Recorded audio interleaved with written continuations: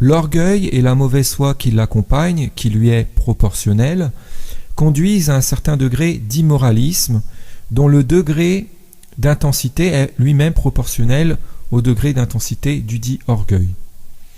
Puisque l'orgueil conduit à se considérer et à se revendiquer comme ayant raison dans le tort, conduit donc à une sublimation du tort, des immoralités que l'on ne veut alors pas reconnaître comme immorales, et donc conduit à un certain degré d'inversionnisme. Plus une personne est orgueilleuse, plus elle est indisposée à reconnaître ses erreurs, à reconnaître ses fautes, ses immoralités, ses tendances turpides et son degré de déraison, et plus elle cherche donc à se faire reconnaître et à s'imposer, socialement notamment, comme étant quelqu'un qui est droit, qui est sage, qui a parfaitement raison, qui est irréprochable. Et donc, cette personne se retrouve à se comporter en immoraliste et en inversionniste. En découle une perversion du jugement au sujet d'elle-même et une incitation de sa part adressée aux gens, une incitation à la juger de façon inversive. Les gens orgueilleux, en général, focalisent sur la maigre part correspondant à leur qualité, en extrapolant leur qualité et en minimisant leur part de défaut quand ils ne la nient pas totalement.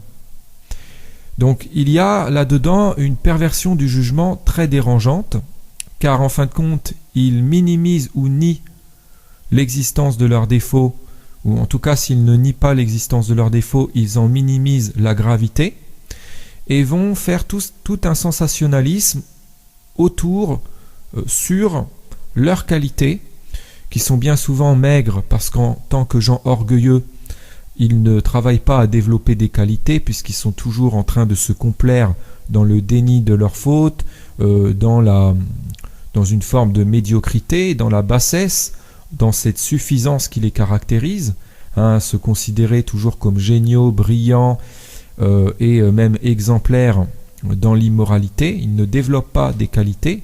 Pour développer des qualités, pour s'améliorer, il faut et demeurer assez génial, à un certain niveau d'excellence. Il faut être suffisamment humble, reconnaître ses erreurs, ses manquements, ses défauts, ses lacunes, pour travailler dessus et pouvoir gagner en compétences, en qualité, chose que ces gens orgueilleux ne font pas, car leur orgueil les indispose à ça, puisqu'ils se considèrent d'emblée comme étant géniaux, ne voulant pas se remettre en question, ne voulant pas se reconnaître comme étant des gens qui peuvent avoir des lacunes, qui peuvent présenter des tares aussi, et dans leur considération que reconnaître le moindre de leurs défauts équivaudrait à se détester éternellement ou à se considérer comme bon à rien. Voilà. Donc ces gens sont dans une surestime permanente de leur personne et ont intimident les autres en les incitant capricieusement, en les sommant capricieusement plutôt, de jouer le jeu de leur surestime, d'être complices avec eux dans la surestime de leur personne, et donc pervertissent le jugement aussi des autres. Ces personnes orgueilleuses ont leur propre jugement au sujet d'eux-mêmes perverti, puisqu'ils se jugent, ces gens se jugent injustement, dans le sens d'une surestime de leur personne.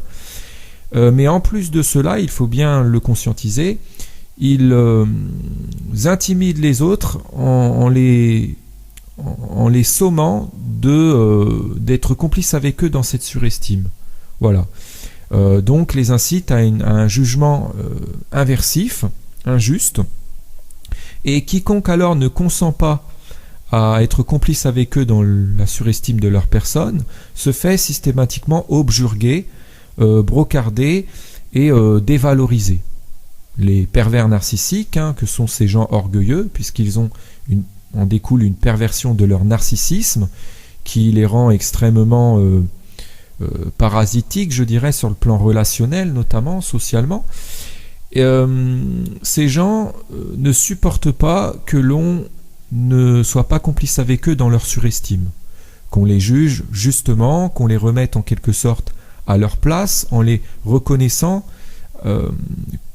comme étant ce qu'ils sont vraiment, à leur juste niveau. Ça, ils ne le supportent pas. Dès qu'on s'y a affaire, et surtout si on s'y a affaire avec ténacité, avec constance, opiniâtrement, ils crisent et nous objurguent, nous essaient de nous intimider tout d'abord assez subtilement, hein, et ensuite, si ça ne marche pas, nous menacent en fin de compte, et essaient de nous faire culpabiliser, de ne pas les surestimer, de ne jamais... ils essaient de nous susciter le sentiment d'avoir tort, de ne pas les surestimer, en essayant de nous faire croire que la surestime de leur personne serait de la justice, qu'ils seraient vraiment des gens géniaux et que ne pas les considérer comme tels, que ne pas les considérer comme supérieurs relèverait de l'injustice, serait un crime de lèse-majesté et que ça serait symptomatique d'une bassesse, d'une grande déraison. Hein. Donc c'est la tyrannie de leur orgueil, hein. Certains sont très très tyranniques, très fascistes, ne supportant pas que l'on mette en exergue le moindre de leurs défauts. Pourtant on le fait souvent bienveillamment, non pas pour les enfoncer, non pas pour les faire reconnaître socialement comme étant des bons à rien éternels, mais simplement et bienveillamment pour les conscientiser sur un de leurs défauts et les inciter à travailler pour s'en déprendre et pour s'abonir, pour s'améliorer. Hein, on joint bien souvent à nos critiques légitimes des incitations à la correction, à l'amélioration, des conseils. Voilà, on peut en même temps essayer de leur faire profiter de notre expérience, de ce que l'on sait, de ce que l'on a appris. Hein, et on est alors en droit de le faire si on est meilleur qu'eux en la matière relative aux défauts en question. Hein, si on a le même défaut, on n'a pas légitimité à le faire et on est alors dans une hypocrisie. Mais lorsqu'on a légitimité à le faire, qu'on ne présente pas le défaut qu'on met en exergue chez eux, qu'on leur reproche alors légitimement, ils ne le supportent pas et réagissent dans une grande mauvaise foi par une inversion des rôles en nous imputant calomnieusement ce défaut. Voilà, comme pour dire que ce défaut n'est pas chez eux mais chez nous et que ce serait nous en fait les gens malhonnêtes qui procéderions à une inversion. Voilà, c'est ce qu'ils prétendent. Donc on se retrouve alors imputés de leur statut d'inverseur, ce qui est assez infernal, hein. Ce phénomène par lequel ces inverseurs usurpent alors le statut de dénonciateur de l'inversionnisme en nous reprochant l'inversionnisme dans lequel ils sont, dans lequel ils se drapent, en nous reprochant aussi de les diffamer tout en nous diffamant en faisant cela. Ce phénomène, il est vraiment insupportable, vraiment infernal, très suppliciant. C'est quelque chose qui s'est en plus banalisé, hein, forcément, hein, culte de l'orgueil oblige. Et aujourd'hui, il y a beaucoup de gens aussi qui ne se rendent pas compte qu'ils ont été conditionnés à jouer le jeu de gens orgueilleux, hein, qu'ils ont été conditionnés à se rabaisser devant des gens orgueilleux, qu'ils ont pris pour habitude de baisser les yeux et de limite s'inventer des défauts pour ne pas froisser l'ego surdimensionné de gens orgueilleux de leur entourage, pour ne pas les vexer. Parce que quand on se reconnaît à notre juste niveau, si on est vraiment meilleur que ces gens orgueilleux dans un quelconque domaine, on froisse l'ego de ces gens orgueilleux, qui veulent toujours être au-dessus, qui veulent toujours être reconnus comme étant supérieurs et s'imposer comme étant supérieurs.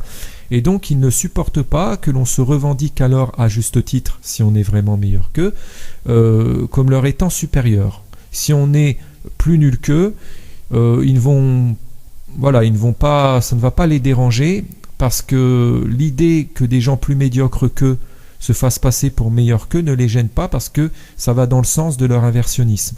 Ce qui les dérange, c'est que des gens meilleurs qu'eux, plus compétents qu'eux, plus talentueux qu'eux, plus intelligents qu'eux, plus sages qu'eux, et qui ont de facto une plus grande valeur, qui sont plus dignes, se revendiquent à juste titre comme étant plus dignes, plus intelligents, plus moraux, plus droits, plus brillants qu'eux.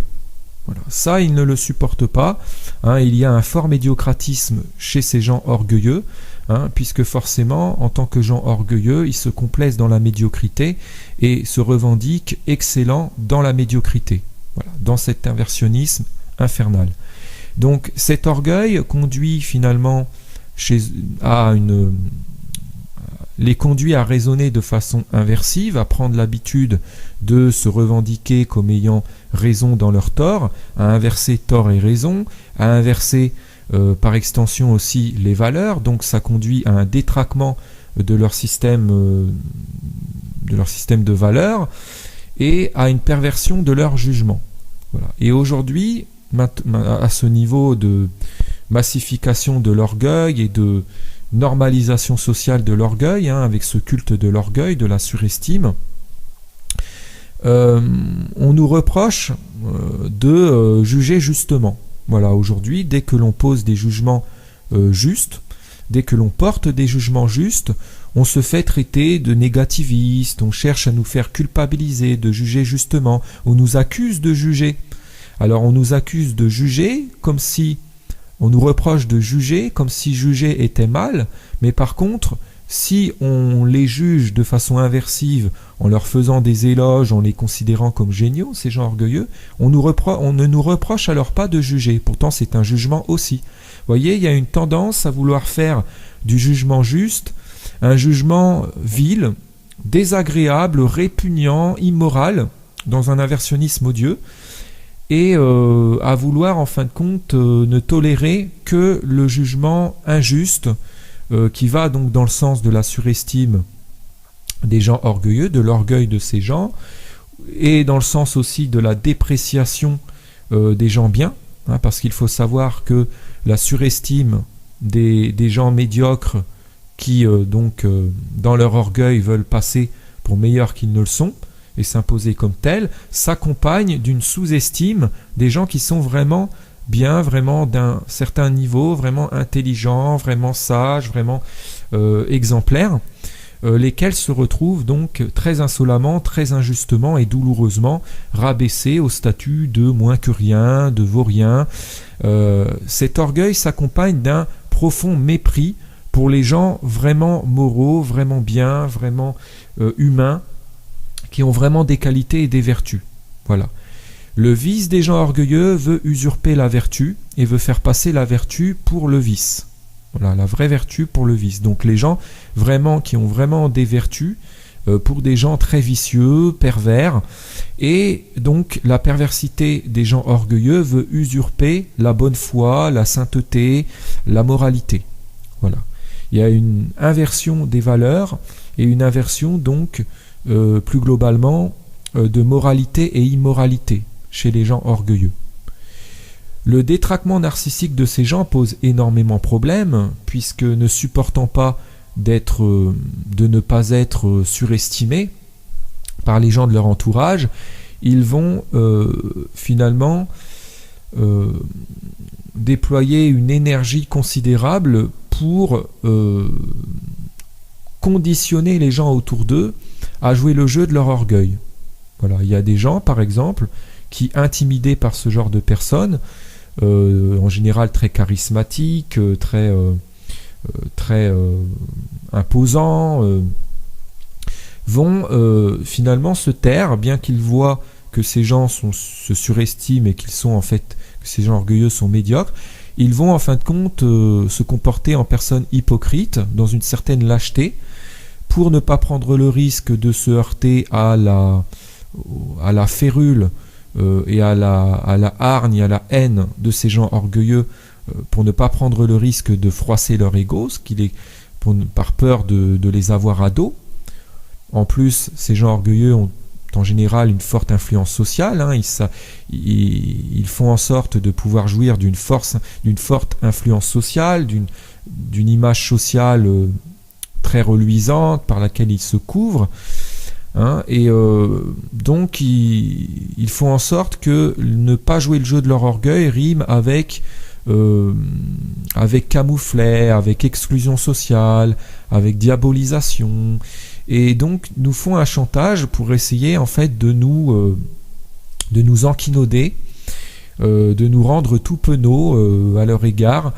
Et donc il y a beaucoup de gens qui en fin de compte sont très malhonnêtes et qui, bien qu'ils voient les défauts énormes et problématiques de ces personnes orgueilleuses, se taisent et leur passent les caresses dans le sens du poil, voilà, pour ne pas les vexer. Alors par contre, ces personnes-là, lâches, vont médire dans le dos de ces gens orgueilleux, souvent, hein, une médisance très turpide, vont jouer les gens qui les dénoncent, limite dans leur dos, mais dès qu'ils sont en face de ces personnes orgueilleuses, ils se taisent, ils retournent leur veste, font volte-face. Voilà, ça c'est quelque chose de très ignominieux. Donc il y a chez ces gens qui jouent le jeu de ces personnes orgueilleuses, en général, un gros discours inversé, d'une grande hypocrisie. Il arrive parfois même que ces personnes, qu'on peut qualifier, si je puis dire, de victimes consentantes ou de complices, du moins, on va plutôt parler de complices que de employer la locution victime consentante, qui est en fait un oxymore. Ces complices, parfois même sous cape, qui sont dans une complicité parfois très subtile, se plaignent parfois de ces gens orgueilleux dans un cadre privé, en se disant notamment, et c'est très tendance à l'heure actuelle, victimes de pervers narcissiques, hein, alors qu'en fin de compte ils jouent le jeu du pervers ou des pervers narcissiques qu'ils blâment hypocritement. Et donc en fait ce ne sont pas des victimes. Donc c'est là où je disais qu'il fallait distinguer les vraies victimes de ces fausses victimes, parce que ces fausses victimes-là, qui sont en fait des complices de pervers, et qui jouent le jeu des pervers orgueilleux, usurpent bien souvent le statut de vraies victimes, pour se faire plaindre à la place des vraies victimes, dans cette complicité avec ces bourreaux pervers. Et en usurpant le statut des vraies victimes, de ces pervers, finalement, ils permettent à ces pervers de pouvoir continuer de crapuler sans que leurs vraies victimes soient défendues. Vous voyez, ce sont des êtres pervers. Voilà. Il faut bien conscientiser tous ces phénomènes-là, hein, et savoir développer un certain sens du discernement, une certaine lucidité pour pouvoir identifier qui sont les vraies victimes et les distinguer des fausses, des complices qui usurpent le statut de victime de pervers, et aussi des pervers qui usurpent le statut, hein, de victime de perversité, parce que ça aussi c'est vachement dans l'air du temps. Il y a beaucoup d'inversionnisme qui se décomplexe, qui est de plus en plus subtil et dur à déceler, et par lequel donc des pervers carrément usurpent dans un grand culot le statut de victime de ceux qu'ils infligent. Donc ils se victimisent mensongèrement, ils chouinent, et comme ils connaissent parfaitement la perversité, puisqu'ils sont des pervers, et qu'en tant que pervers ils ont parfaitement conscience de leur perversité, de leur coup de vis, de leur stratagème, de comment ils procèdent pour se couvrir, pour faire du mal impunément, et comme ils ont conscience de tout ce qui a trait à la perversité, puisqu'ils sont les premiers spectateurs de leur perversité, et qu'ils connaissent parfaitement alors tout ce qui... ils en connaissent parfaitement la nature, ils sont très précis dans leur discours, et sont capables donc sont de redoutables simulateurs de désapprobation de la perversité, parce qu'en fin de compte ils se servent de leur connaissance précise qu'ils ont de la perversité, hein, qui est en leur cœur, et qu'ils connaissent parfaitement, puisqu'ils sont en fin de compte en tant que pervers, ils en sont parfaitement conscients, et ils sont dans cette perversité et cette immoralité intentionnelle, donc du fait du caractère intentionnel de leur perversité, et qu'ils sont des immoralistes qui se savent immoralistes, hein, des immoralistes, ils sont sciemment immoralistes. Donc de ce fait, en fin de compte, ils ont une connaissance très précise de de l'immoralisme et de la perversité, et de tous les phénomènes tout le comportement des pervers, ce qui leur donne vraiment une capacité à pouvoir en parler. Et beaucoup de gens se font duper par ça. Comme ils croient que le fait qu'ils en parlent aussi bien prouverait forcément en soi que ce seraient des non-pervers. Ils se disent ce n'est pas possible. Ils parlent tellement bien de la perversité, ils la critiquent tellement, ils sont tellement reconnus comme étant des gens qui dénoncent la perversité que ces gens ne peuvent pas être pervers. Vous voyez comment des pervers peuvent alors se couvrir en usurpant leur contraire anti-pervers et en jouant aussi plus globalement les désapprobateurs du système, de ce système inversif d'exploitation qui profite aux pervers, des injustices, tout ça, de ce monde à l'envers. Voilà, donc il faut savoir distinguer les vrais désapprobateurs de la perversité des pervers qui se font passer pour des désapprobateurs de la perversité pour couvrir leur perversité. Voilà, ils essaient de tout embrouiller et d'instaurer une confusion pour qu'on ne distingue pas les vrais défauts et pour pouvoir permettre à la fausseté d'usurper l'authenticité. Voilà, ce sont des gens qui sont inauthentiques, qui ne sont pas crédibles et qui sont faux donc dans leur prétention d'être anti-perversité, mais ils veulent usurper l'authenticité, l'intégrité, l'honnêteté, la transparence, la sagesse authentique dans leur vice et veulent faire passer les gens qui sont vraiment authentiques, vraiment intègres, vraiment transparents et vraiment crédibles pour des gens faux, des gens douteux, indignes de confiance, louches, pour les pervers sous cape. Voilà, avec cette inversion des rôles abominable. Plus ces gens sont orgueilleux, plus ils sont pervers, plus ils sont immoralistes, plus ils se disent dans la raison alors qu'ils ont tort, et plus ils mettent les bouchées doubles pour simuler, en fin de compte, de plus en plus subtilement, de la désapprobation de la perversité. Voilà, et ils se livrent à des propagandes pour essayer de faire passer ce qui relève de la perversité pour de la non-perversité et pour de la lutte contre la perversité. Voilà. En inventant des concepts vraiment hallucinants, avec tout un sophisme, avec tout un baratin, une tchatch de hableur, et une capacité à faire croire, à mettre en confiance les gens en utilisant, parfois en mêlant à leurs mensonges, des vérités qu'ils vont utiliser, qu'ils vont récupérer à leur sauce et utiliser à mauvais escient. Ils vont, en utilisant ces vérités, mettre en confiance des gens pour faire croire que les mensonges auxquels ils les mixent sont du même niveau que ces vérités, et alors les faire adopter comme étant des vérités, comme étant des vérités du même ordre. Voilà. Et donc, aujourd'hui, il y a des gens qui sont dans une forme de perversion du jugement et qui ne savent pas distinguer la part de mensonge de la part de vérité. Ils ne savent pas tirer le bon grain de l'ivraie. En plus, ils sont conditionnés à manquer de discernement, et ils vont prendre des pervers pour des gens bien juste parce que ces pervers ont émis une vérité ou quelques vérités évidentes, incontestables. Ils vont prendre tout ce qui vient de ces pervers, toute leur idéologie, tout ce qu'ils prônent, comme bon.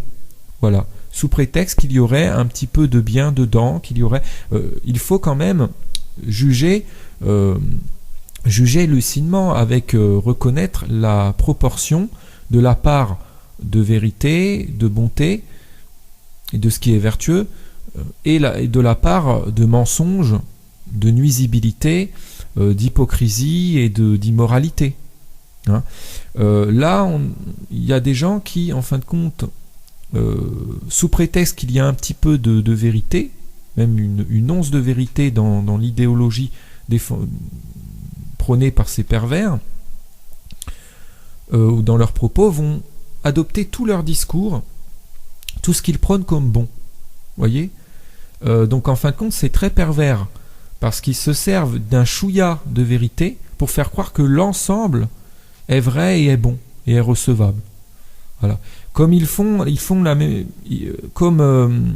rejettent tout le bon discours des gens bien et crédibles et moralistes, s'il y a une toute petite faute dedans, voilà, si par exemple quelqu'un de très juste, de très droit, va tenir un merveilleux discours mais va faire une petite bévue dans son expression, ils vont focaliser sur cette petite bévue, expressive, et ils vont, ou sur une petite méprise sur un petit point, ils vont extrapoler la chose et faire croire que c'est le défaut, le truc qui devrait mettre la puce à l'oreille à tout le monde, et procéder et discréditer tout le discours de la personne, dévaloriser cette personne et dire que tout est à jeter, que toute son idéologie, que tout son discours et son message est à rejeter et n'est pas, voilà, qu'il n'y a rien à prendre chez elle. Voilà. Vous voyez, c'est très très malhonnête.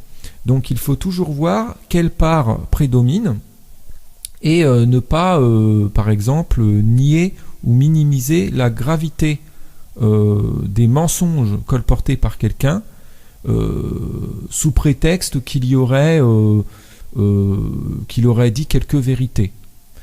Énormément de pervers se servent de vérités, se servent de certaines idées qu'ils récupèrent à leur sauce pour sublimer tout le fond abject, toute leur mentalité abjecte de fond. Donc ils vont en fin de compte greffer ces idées justes et séduisantes à leur discours mensonger, essayer de jouer sophistiquement sur les mots aussi parfois pour essayer de faire croire que leur discours de fond est moral en utilisant ces bonnes idées. C'est une technique de sublimation du mensonge, de l'immoralité et de la perversité qu'il y a en fond. Voilà.